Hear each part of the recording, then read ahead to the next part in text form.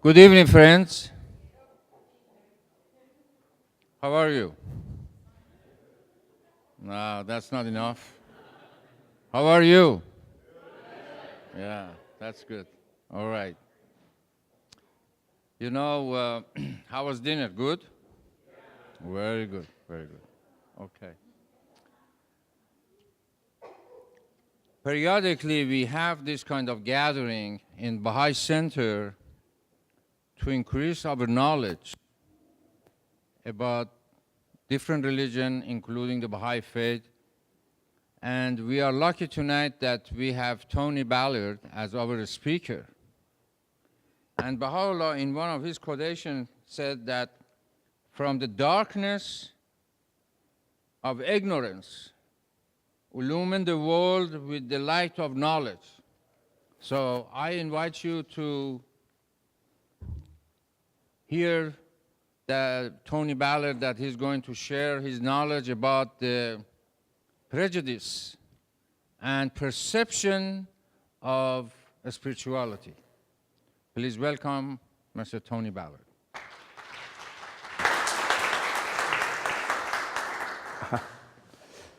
Thank you, Camby's. Whoa. Hello, everyone. How are you? It's good to be here. I think I appreciate being asked. I'll make the decision after I'm finished. Maybe we'll do a head count now, then we'll do a head count when we're done and see how well I did. No, for anyone who doesn't know me, I'm a college professor. I teach communications, and that can mean so many different things in this day and time. You know, it can mean a lot of the technological stuff. I'm not that smart. I actually just teach people how to talk, and considering the fact that most of you pretty much know how to do that, my job is pretty easy. But I actually teach public speaking. That was a joke. Y'all go ahead. All right. There we go. No, I teach public speaking and also interpersonal communication, and I always say, a little bit jokingly, but a little bit truthfully, that teaching doesn't necessarily mean you can absolutely do what you teach, or it doesn't mean that you do what you teach, but it does mean that you can pass along some information in a way that hopefully other people can benefit from, and I hope that's what I do this evening. In my classes, I teach up here at St. Petersburg College, right up here on the Clearwater campus. One of my favorite topics is perception. And I was surprised. I started out, I spent 10 years actually being a speech-language pathologist. And after that, I started teaching public speaking at the college and have done so ever since. And I was surprised, because of my background in speech-language pathology, I was used to working with people that actually had all kinds of obvious issues with communication. You know, some of them might have been stroke victims. Some of them may, have had pronunciation problems or vocal problems. And then, once I became a college professor, I really started wondering what was the point in doing what I was doing, teaching people how to speak, when on the surface it looked like everyone pretty much knew how to do what I was trying to teach them. And I actually questioned the credibility of my job. Is this really something that should be done? Well, in time, thank goodness, I found out absolutely it's something that is very much needed. But also, the good thing was I had to start reading a lot more about perception. And I started finding out that perception is so extremely important. And that's what I'd like to talk to you tonight about. I'd like to talk to you about perception. I'd like to talk to you about prejudice, how it connects with our perceptions. And I'd like to talk about perception and spirituality. So starting out, first of all, what is perception? It really is a very simple thing, but it's easier to talk about. Maybe I should rephrase, it's easier to do than it is to talk about. In simple terms, perception is actually the process by which we decide what things mean to us. Now think about what that means. We decide what things mean to us. If I were to take one of these chairs and put it up here and ask people what is that called, depending on what language you spoke, you'd call it what it's called in that language.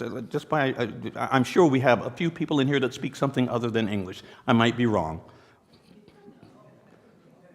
What would be I want to say the Persian word, but I know that's not the right word, the Farsi word for chair. Say that again, please. Sandali. Okay. So if I put a chair up here and I said, what's that? And asked someone who spoke only Farsi, they said sandali, if they could understand the question. Someone else who spoke English would say chair. But we all would be thinking the same thing. We all agree that that is an object that is used for us to rest our bodies on, and etc. Okay.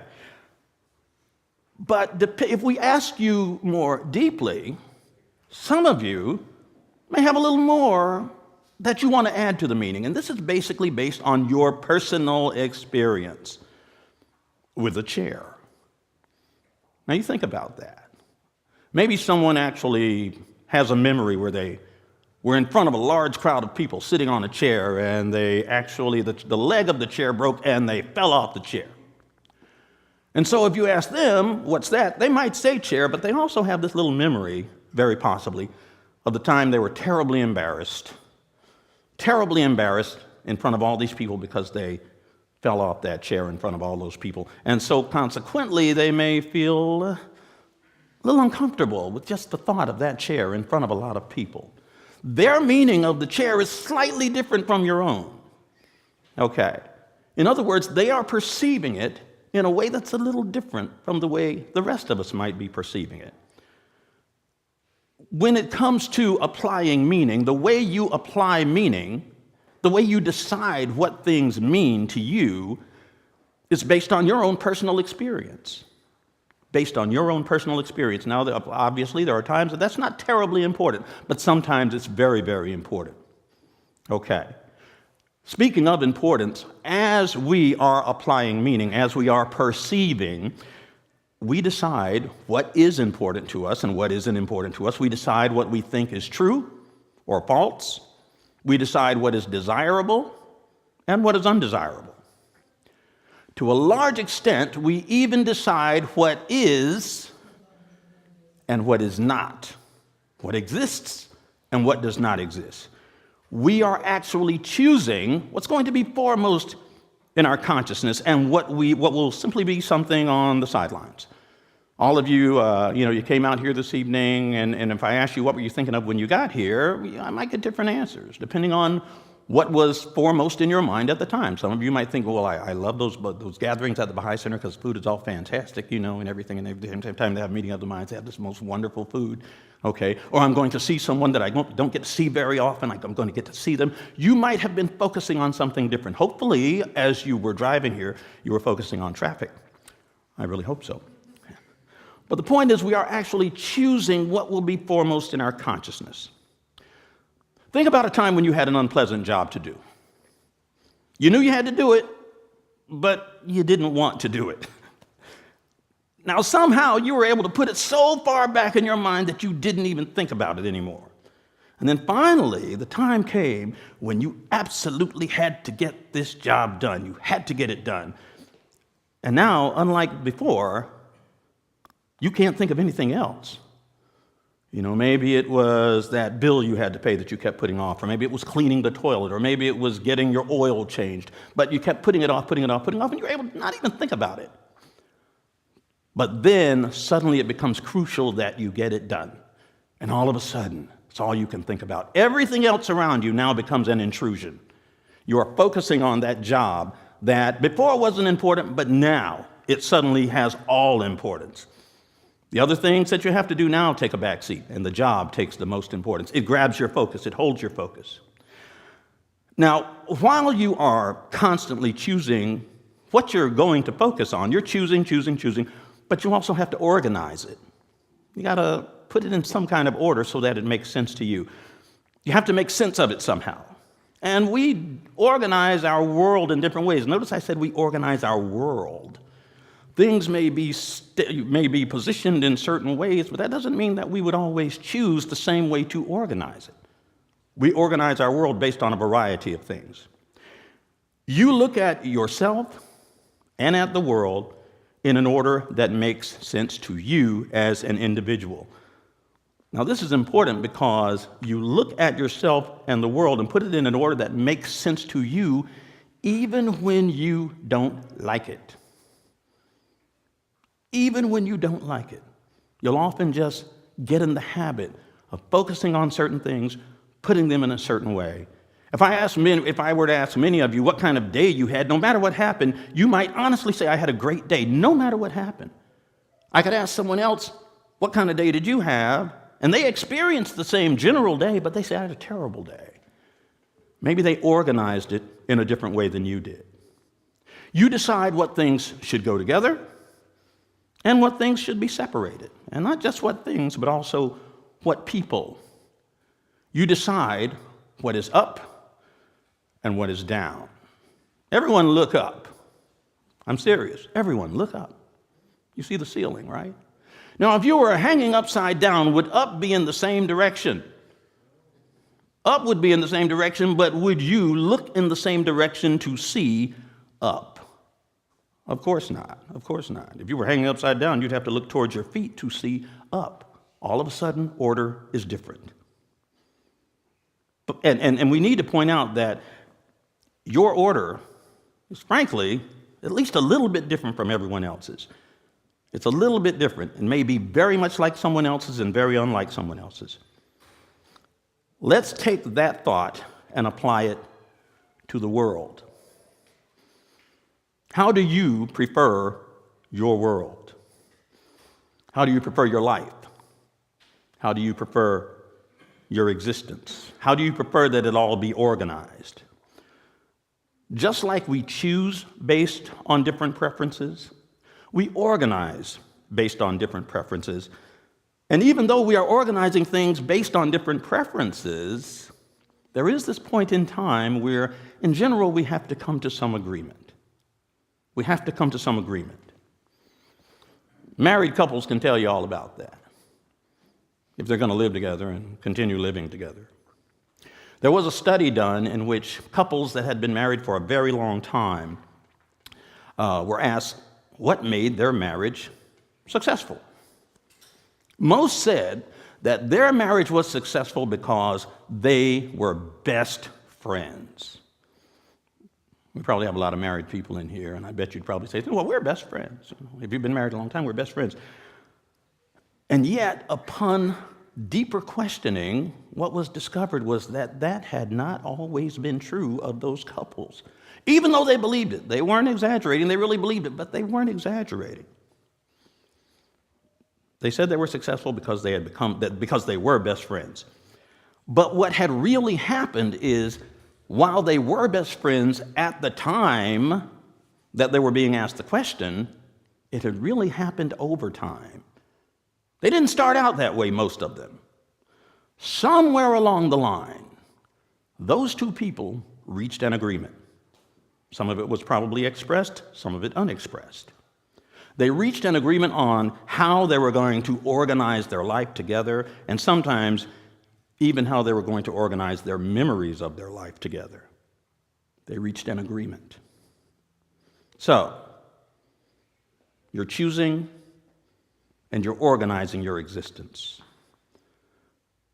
The third step of perception, because those are the first two steps. First you choose, then you organize. Now you have to interpret. You got to decide what it means to you. You decide what everything means to you. And your decisions are based on your experiences, based on your preferences. You decide what has value to you, what has no value to you. You decide what and who should be desired, what and who should be pursued. You decide what and who should be nurtured or even eliminated from your consciousness. Now, part of this perception includes how you perceive yourself, and we call this self-awareness. Think about it. You are a product, and I don't just mean a physical product. Of course, we're all a physical product. But you are the result of many things. You are constantly being created and recreated. So what makes up this creation? What makes up this creation? You are the product of the messages that others have conveyed to you from day one. The messages that others have conveyed to you from day one, and the messages that you are conveying to yourself. All of that goes into that product that becomes and continues to become you. The things that you heard and saw as you grew from childhood to adulthood became a part of who you are at this very moment. Some of those things really had little effect on you. Some of them had great effect on you, had deep and lasting effect on you. Some made you feel valued and appreciated, and some made you, actually may have made you question the value of life itself, or even question the value of you yourself. So what are you made of? What have those messages created? Are you made primarily of fear, love? Are you made of anger, hatred, uncertainty, cynicism, hope? Do you see yourself as having great value or little value? How are you building yourself and the people that you meet each and every day? Are you building mansions or are you building slums? Something worth thinking about. Now notice that the product that you are is based mainly on the abstract, the conceptual. Some might call it the spiritual, if you will. Things that are unseen and that are very difficult or even impossible to quantify and itemize. Now, our bodies can be terribly damaged and deformed, but if our spirits are strong, then we are healthier and happier than someone who may be the actual picture of physical perfection. We've all heard about those people that looked like they had everything, and yet they were miserable. And then we've seen those people who somehow found a way, in the face of great adversity, when you saw their adversity, and yet they found a way to somehow be content, to be happy. Their happiness was not based on the physical. The effect that the messages that we receive about the world and about ourselves give the spirit such strength or such weakness that the body doesn't really determine our reality. When our spirit is strengthened, the body is not the primary focus of our reality. Now, as we know, this body that really doesn't last very long. I mean, they're slowly, science is allowing us to live longer and longer and longer. But we still die. And we have periods of strength. But even with those periods of strength, we still are really quite fragile.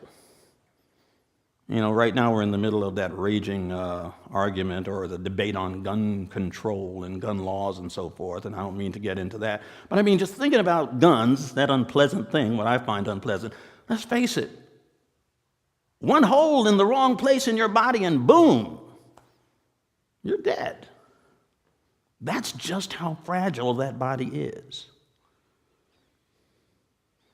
Now imagine placing your primary sense of value on something that deteriorates so easily. Now, that's not to say that we shouldn't take care of it and, keep it strong. And let's face it, the body is how we get around in the physical part of reality. And let's face it, healthy bodies get around more easily than the unhealthy ones. But the body has a very short shelf life. Just doesn't last that long compared to the spirit, which goes on forever. So, in that perceptual process you're constantly going through, you are choosing, you're organizing, you're interpreting, and you are deciding, what am I going to focus on? How am I going to create myself? How am I going to contribute to the creation of other people in this constant process? Now, in relation to perception, sometimes we actually try to take perceptual shortcuts, and we start discriminating incorrectly. Now, the word discrimination for many people is just a bad word, but the truth is, objectively speaking, it's really not a bad word. It's just what we do. We discriminate. This is white or something close to it. This is green. How could we know the difference if we were not able to discriminate? Studies have now shown that babies are able to discriminate ethnic differences at a very young age. But you need to understand what we mean when we say ethnic differences. Those are just the differences, and they react differently to people who look most like their primary caretaker.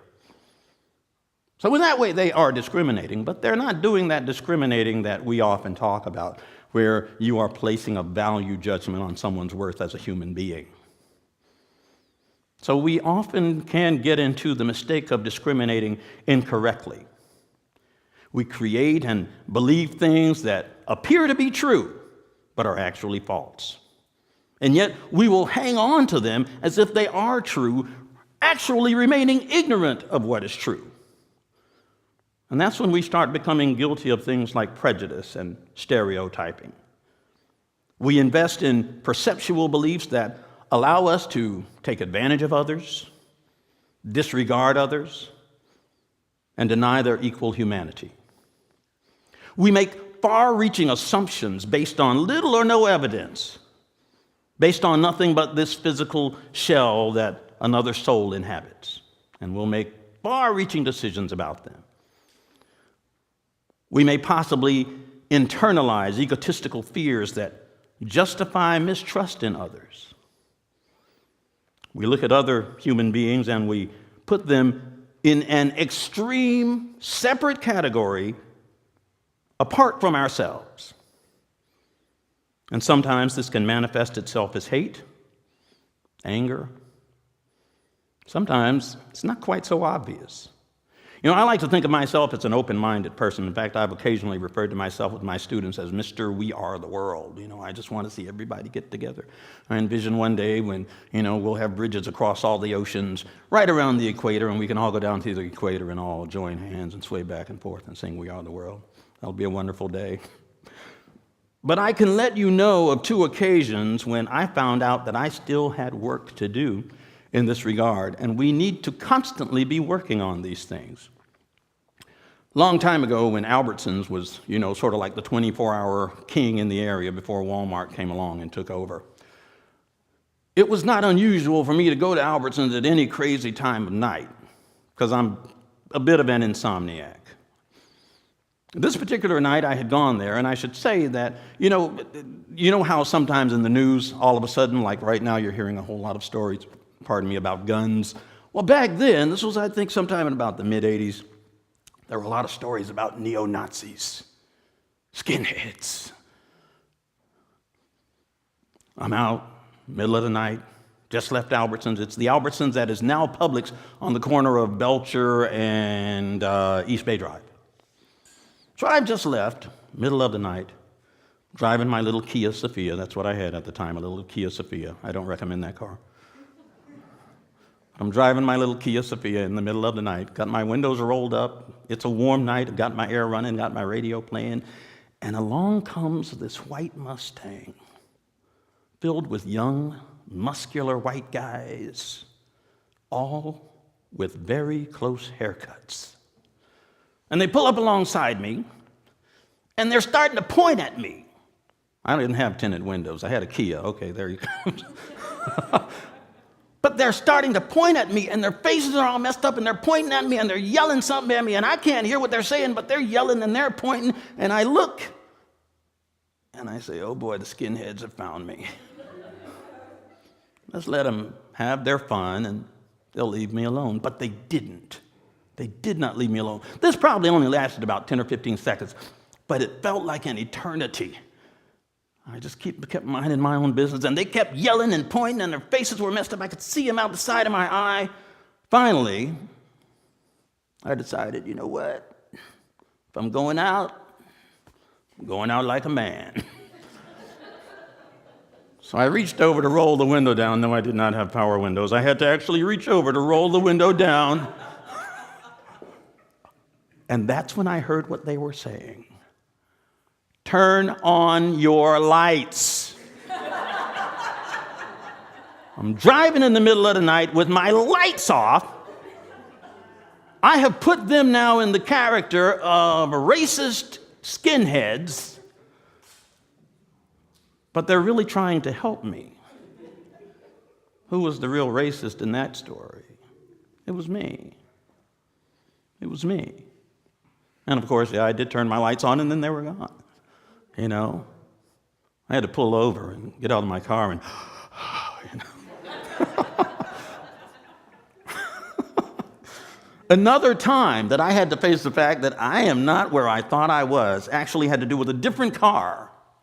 I had a Toyota Corolla. I still have a Toyota Corolla. Toyota Corolla once had a slogan, world's most dependable car. They may still be. This one was not. I figured if it's the world's most dependable car, I don't have to buy a new one. I'll get a used one. It's still going to be dependable, but I had this car 2 years, and this particular day, it had broken down on me. Now, you got to understand, it had broken down on me several times, and this was the third time in 2 years that the alternator had gone out. Alternator's out. Okay, by this time, I'm at work. I've already had the car towed. And I had been taking the car before to the people that you can trust. And we all know the people that you can trust when it comes to working on your cars. Number one, they're guys. Greasy-fingered guys. They usually have a shirt, a button-down blue or white shirt with a little sewn-on name tag with a one-syllable name, Tom, Joe, might be two names, Harry, but those are the people I'd been taking it to. And if the guy was missing a body part, he had extra points. Because that means he actually had sacrificed a body part for his craft. These are the people you want working on your cars. But this particular day, I had taken it, sent it to the same place each time. Third time, alternator's out. So I'm ticked off. Now, at this particular moment, I'm actually at a vending machine purchasing a soda. And one of my former students happened to come up behind me, happened to be a young lady, and I'm going to go ahead and point out for a particular reason, a very attractive young lady. There's a reason, I'll get to that. And she asked me, "How you doing, Mr. Ballard?" Now, I got to tell you, I knew she just meant hello. But she asked me how I was doing. And I decided I'm going to tell her. I was ticked off, and I started telling her about my car and how this was the third alternator, and why in the heck am I on my third alternator in 2 years? And she starts asking me questions. She says, "Did you check this? Did you check that? Did you check this? Did you check this?" And I'm answering her questions, but I actually asked her a question, and I did not mean for it to sound sarcastic, but it was. It had popped out before I had the chance to filter it. It was a simple question. My question was simply, "Oh, you think you know something about cars?" Yeah, that's what I asked her. "You think you know something about cars?" See, she's not supposed to know anything about cars. She's too young, she's too female, and she's too attractive. All points against her. These are not the people you want to take your car to. But she says, "Well, I do work on my own car, and back when I was in the Air Force, I was a jet mechanic." Oh, my God. You were a jet mechanic. Well, maybe you might know a little bit of something about my Toyota Corolla, maybe. So now I start telling her all about it, and she starts telling me, "Call those people and tell them to run this test, and run this test, and run this test, and run this test." And now, of course, I'm all ears. And I call them and I tell them this. I don't know if they did anything that I told them to, but I will tell you, I kept that car for about 4 more years and never had another problem with it. I can't help but think that they did what she said do. But let's think about that. Before I would take her advice, she had to be overqualified. She couldn't just know something about cars. If she had been some guy asking me the same questions early on, I said, "Oh, okay, well, I'll give him a call." But no, she had to be a jet mechanic before I'd take her advice on how to work on a simple car. That's prejudice. That's prejudice. So I had to face the fact that Mr. We Are the World still has a lot of work to do. A lot of work to do. You do not have to be a racist or a misogynist to have a racist moment or a misogynistic moment. We can easily slip into that kind of thinking without thinking. We need to be constantly checking ourselves and challenging our current perceptions of things to make sure that we are dealing with current reality in a way that will give us truth. Now I want to talk to you about something called negotiation. We've talked about perception on an individual basis, but we are not in vacuums. While your perceptions are your own, they don't exist in a vacuum any more than you exist in a vacuum. Your perceptions do affect others. Have you ever become afraid because of what someone else told you, whether it was true or not? Have you ever believed something based simply on someone else's version of a story, whether it was true or not? Have you ever decided to make a change because of something someone else has said? If you have, and you all have, you have experienced negotiation. What we often call perceptual negotiation, but let's just keep it short to negotiation. Negotiation is the process by which we actually have an effect on each other's perceptions and beliefs. We share our stories, our experiences, our opinions, our truth, perhaps even our lies, because they can have an effect too. You taste some delicious food and you tell your friend, "Oh, you got to try this." So they do, and they like it. You have added to their reality. I have a friend, I'll call him Phil, he's a friend and coworker. I like sushi. And Phil had never had sushi. And one day I asked him, "You want to go to lunch?" He says, "Okay, where do you want to go?" I said, "There's this little sushi restaurant." "I don't eat sushi." Actually, what he said was, "I don't like sushi." I said, "You don't like sushi?" I said, "Have you ever had sushi?" "No, but I know I don't like it." "How do you know you don't like it if you've never?" "I just know." Come on. I said, "You don't have to order sushi in a sushi restaurant. Let's just go and you might get something else. You don't have to try sushi." But we went there, we got sushi. I let him try some of my sushi. Next thing you know, he's got one of the menus checking off everything. "I want this, I want this, I want this." And after a while, he goes telling everybody, "I tried some sushi. I like sushi. It's pretty good stuff. You need to try it sometime." The point is, I affected his reality in a very simple way. Sushi. Now, through this process of negotiation, we create a new reality. A new reality. Your view of reality can affect my view, and mine can affect yours. When our views of reality combine, the final result is a new perspective, a new view, a new way of seeing things. And in the end, the new reality may be a little more like your old perspective, it may be a little bit more like my old perspective, or it may be something that is completely different from anything that either of us expected. Completely different from anything that existed before. Are you enjoying these electric lights? I am. Have you used a computer lately? Did you get here in an automobile? Hopefully not a Kia Sophia. Do you know anyone with an artificial body part? Maybe an artificial hip or something. You have benefited from a new perspective. Think of the world as it existed 100 years ago, or even longer. This very nation has gone through cataclysmic changes, as has the world. Let's face it, 150 years ago, I could have been a slave. Today, I can be president. Think about that. That's change.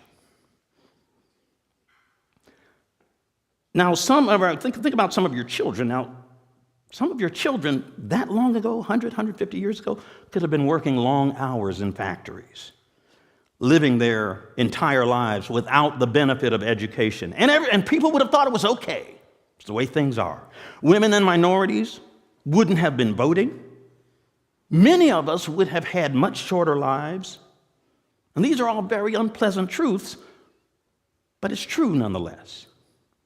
So why did those things change? Quite simply, because someone had a different vision. Someone had a vision that said the way things are must change. And they shared that vision. They changed minds. They changed hearts. Think of the many changes that have occurred up to this very moment, and you will see the result of negotiation. And you may agree with some of those changes, you may even disagree with some of them, but when enough members of humanity decide that things must change, it does. Admittedly, it's usually a slow process, but it does happen. It takes time, but it does happen. But then there are some people that you need to be aware of, and I like to call those people the old guard. There always is the old guard, those who resist even positive change because the new reality is not in their comfort zone, what I really prefer to call their familiar zone. I like to call it familiar zone because sometimes it's really not comfortable, it's just familiar. It's what they know.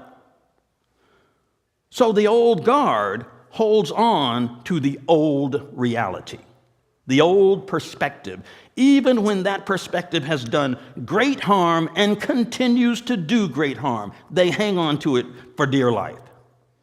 Maybe it was even good and even right when it was first conceived, but now, even though it isn't right for current conditions, they hang on to it anyway. They hang on to it because it's what they know. Some experts call that hanging on to obsolete information. Information that at one time was useful, did you some good. Now, it actually hurts you, but you hang on to it anyway. I heard a motivational speaker speak one time about something that he referred to as a monkey trap. Now, some of you probably know what a monkey trap is. Apparently, down in South America, there are some people who actually hunt monkeys. And one way that they hunt monkeys is they will take a bottle, put a piece of fruit in it, and actually bury it in the ground. And the opening of the bottle is at ground level, so the monkey really can't see the bottle. He just sees the opening, and he smells the fruit. He smells the fruit, puts his hand down into the bottle, grabs the fruit. Now, of course, with his fingers extended, he could put his hand down there, but once he holds on to that fruit, he can't get it back out. And he's trying to get that fruit out, and of course, the hunters who have been watching him come along, and you know what happens. The very thing he was hanging on to for life got him killed, ended his life. Sometimes we're hanging on to obsolete information, and it's like a monkey trap. It hurts us instead of helping us. Now, what about this new perspective that people want to share, that the old guard always resists? What is the source of this new perspective? What's the source of this new idea or new ideas? Well, they come from the realm of thought, the realm of mind, even the realm of spirit. Some discoveries, admittedly, are just accidental. I remember reading about the discovery of the microwave oven. Some of you have probably read about this. There was a scientist who was already working on microwaves, and he happened to have a candy bar in the pocket of his lab jacket. And he gets too close to the microwaves, and the candy bar melted. And of course, he went about trying to figure out what made the candy bar melt so quick. Turned out it was microwaves. Boom. Is there anyone in here who does not have a microwave oven? There may be a few, but I've got mine. I couldn't live without it, I got to tell you. What would I do without 4-minute popcorn? So there's that old guard. Again, resisting the new perspective. That new perspective that comes from mind, spirit, thought. And again, some discoveries are accidental and even unintended. It really just amounts to serendipity. Some, however, were the result of intentional search, deep thinking, hard work, and diligence. And some new perspectives are so great, so far-reaching, that the words new perspective really are inadequate to express their importance and their far-reaching effect on the world and on humanity. There are words that better describe this type of new perspective when cataclysmic change is unavoidable. You've heard these words. Has anyone ever heard the phrase New Age? Have you ever heard the word revelation? Have you ever heard the word dispensation? These words apply to major changes in the physical realm that are the effect of some spiritual source. And these changes are a major break from the system under which the world of humanity previously existed. What is that spiritual source? That source is usually referred to with titles that refer to a deity.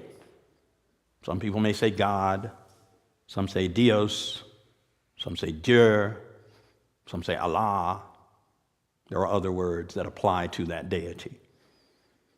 And those who are first entrusted with this new revelation, this new dispensation, are manifestations of that spiritual source.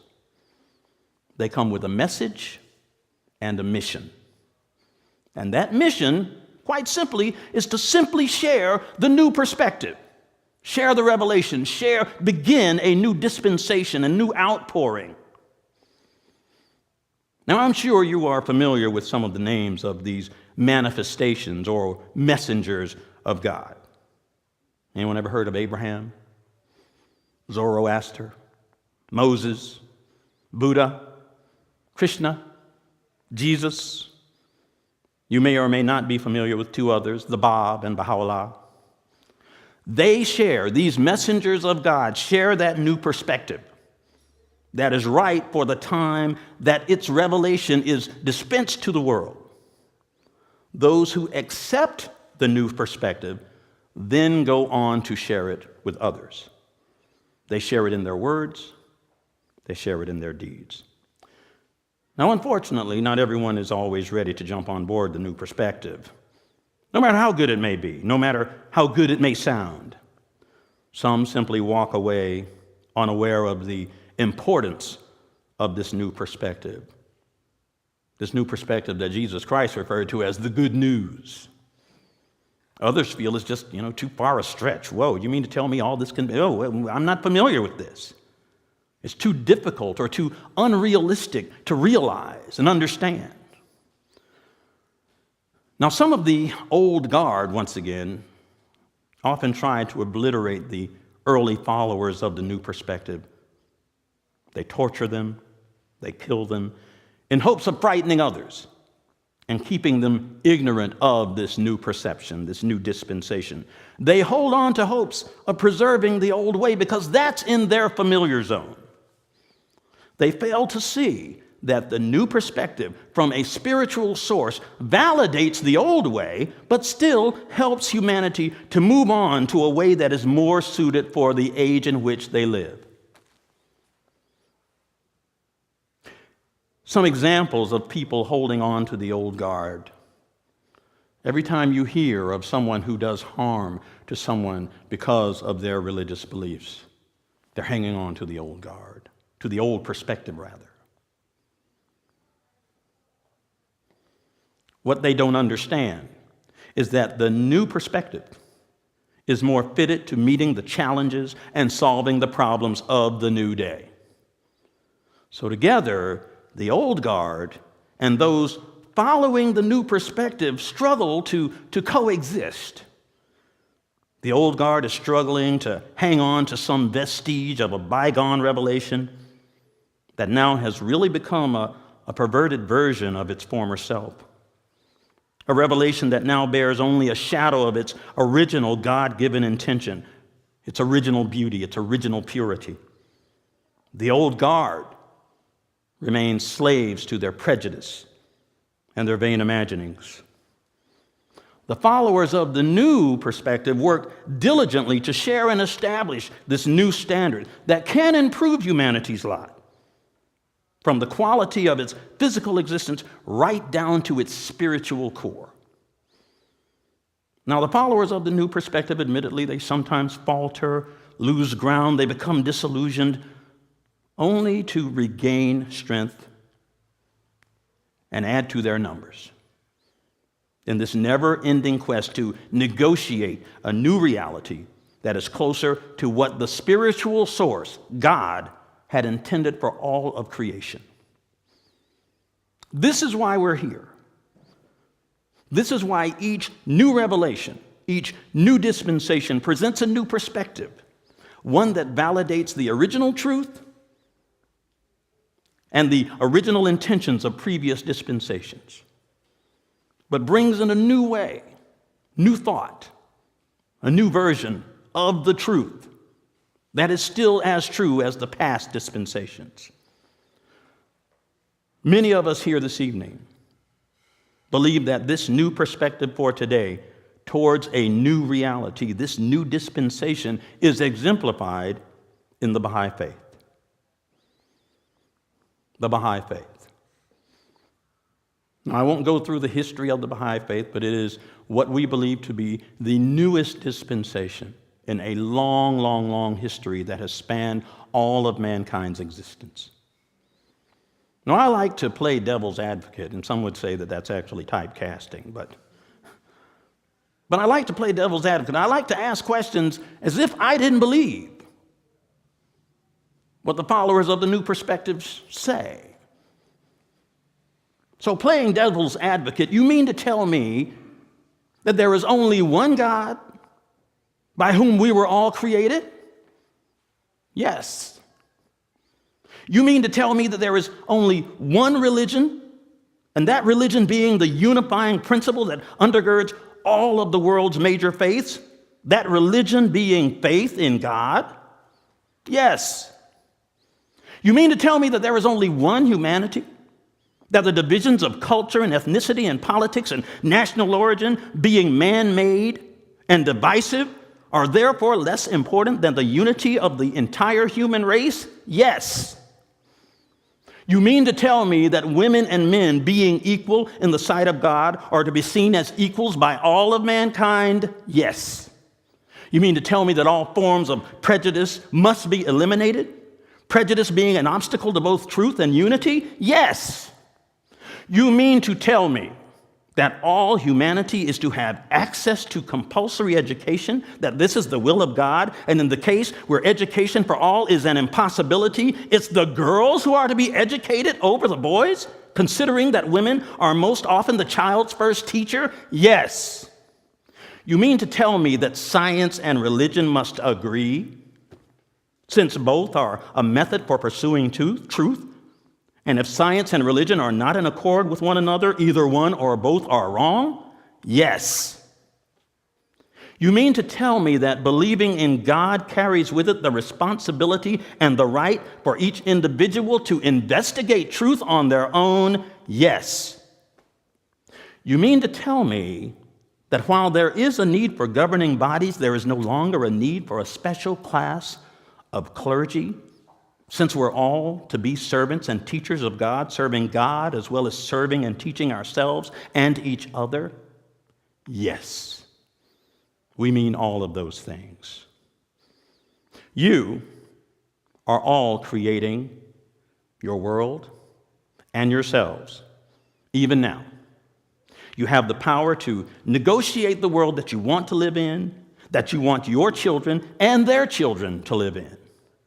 Even when things don't look good, together, we're working towards a shared perspective that is the result of what we negotiate.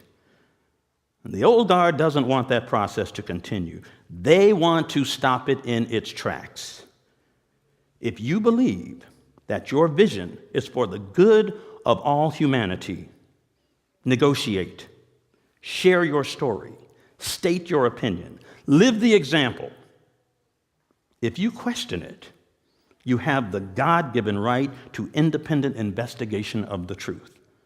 I'm sure that if you will embark on this process of investigation and negotiation, you will find that the spiritual source of all reality will lead you to that truth. Thank you.